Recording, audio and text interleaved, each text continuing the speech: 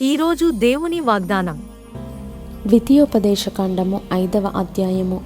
మోషే ఇశ్రాయేలీయులందరినీ పిలిపించి ఇట్లనెను, ఇశ్రాయేలీయులారా, నేను మీ వినికిడిలో నేడు చెప్పుచున్న కట్టడలను విధులను విని వాటిని నేర్చుకొని వాటిననుసరించి నడువుడి. మన దేవుడైన యెహోవా హోరేబులో మనతో నిబంధన చేసెను. యెహోవా మన పితరులతో కాదు, నేడు ఇక్కడ సజీవులమయ్యున్న మనతోనే ఈ నిబంధన చేసెను.